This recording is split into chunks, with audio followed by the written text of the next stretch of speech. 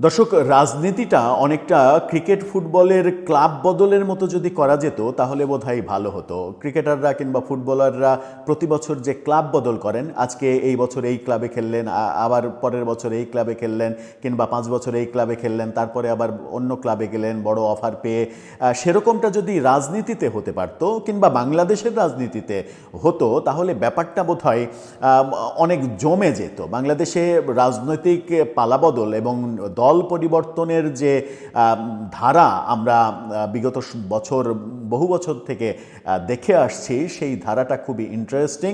এবং যখন যে ক্ষমতাশালী হয়ে যায় কিংবা হয়ে উঠতে যাচ্ছে এরকম অবস্থা তৈরি হয়, তাদের দলে যোগদানের একটা হিড়িক পড়ে যায়। বর্তমান সময়ে যেমন বিএনপিতে যোগদানের হিড়িক পড়ে গেছে।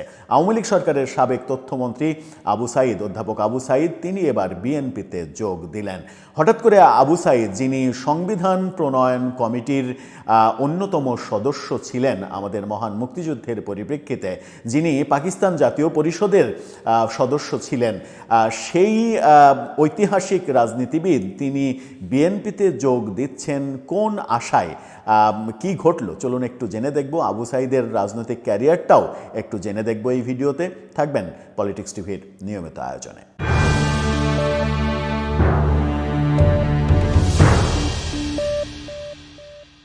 দর্শক, বলছিলাম আওয়ামী লীগের সাবেক তথ্যমন্ত্রী অধ্যাপক আবু সাঈদ পাবনার মানুষ। পাবনা 1 থেকে তিনি নির্বাচিত হয়েছেন একাধিকবার। তার আগে রাজশাহী বিশ্ববিদ্যালয়ের রাকসুর ভিপি ছিলেন তিনি। বেশ বর্ণাঢ্য ক্যারিয়ার। পাকিস্তান জাতীয় পরিষদের সদস্য ছিলেন সেই অধ্যাপক আবু সাঈদ। আওয়ামী লীগের এক সময়ের জাঁদরেল নেতা, পরবর্তীতে আওয়ামী লীগ ছেড়ে গণফোরামের নেতা হওয়া এবং তারপরে এবার বিএনপিতে যোগ দেয়া। শোনা যাচ্ছে বিএনপি পাবনার যে 2টি আসনে পুনর্তফসিল হচ্ছে, অর্থাৎ নির্বাচন বন্ধ করে দেওয়া হয়েছিল, আদালতের আদেশে পুনরায় নির্বাচন হচ্ছে এবং পুনর্তফসিল হচ্ছে।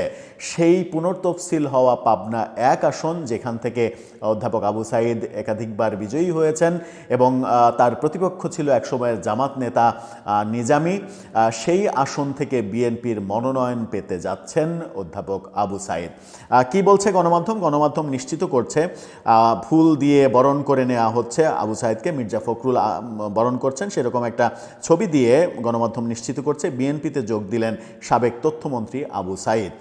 বলা হচ্ছে যে বিএনপিতে যোগ দিয়েছেন সাবেক তথ্য সম্প্রচার মন্ত্রী, রাকসুর সাবেক ভাইস প্রেসিডেন্ট এবং বাংলাদেশ সংবিধান প্রণয়ন কমিটির অন্যতম সদস্য প্রফেসর ডক্টর আবু সাঈদ। আজকে বিকেলে গুলশানের বিএনপির কার্যালয়ে তিনি এই যোগদান করেন বলে নিশ্চিত করছে গণমাধ্যম। অধ্যাপক আবু সাঈদের ইতিহাসের দিকে আমরা একটু যেতে চাই। ইতিহাসের দিকে যদি যেতে চাই তাহলে 1996 সালে তিনি নির্বাচিত হয়ে যে মন্ত্রী হলেন, সেই সময়ের একটা ছবি দেখুন।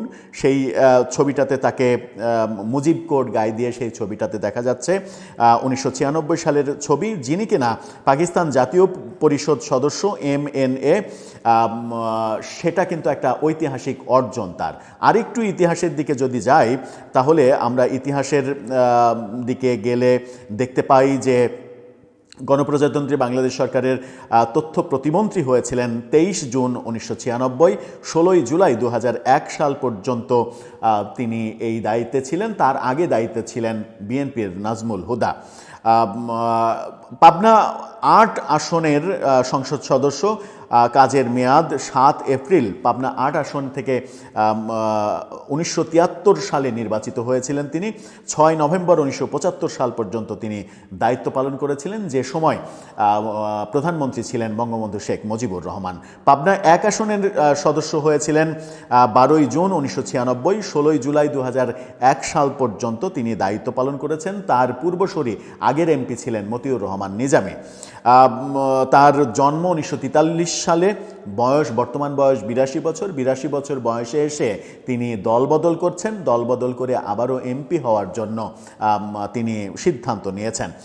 রাজনৈতিক পরিচয়, তার সর্বশেষ পরিচয় ছিল তিনি গণফোরামে যোগ দিয়েছিলেন এবং গণফোরামের নির্বাহী সদস্য ছিলেন তিনি। সাবেক তথ্য এবং গবেষণা সম্পাদক ছিলেন তিনি আওয়ামী লীগের। এই যখন তার রাজশাহী বিশ্ববিদ্যালয়ের তিনি ভিপি নির্বাচিত হয়েছিলেন, রাজশাহী বিশ্ববিদ্যালয় থেকে তিনি পিএইচডি ডিগ্রি লাভ করেছেন। তার গবেষণার বিষয় ছিল independence of Bangladesh, a diplomatic war, বাংলাদেশের স্বাধীনতা একটি কূটনৈতিক যুদ্ধ। এই ব্যাপারে তার পিএইচডি করা রয়েছে।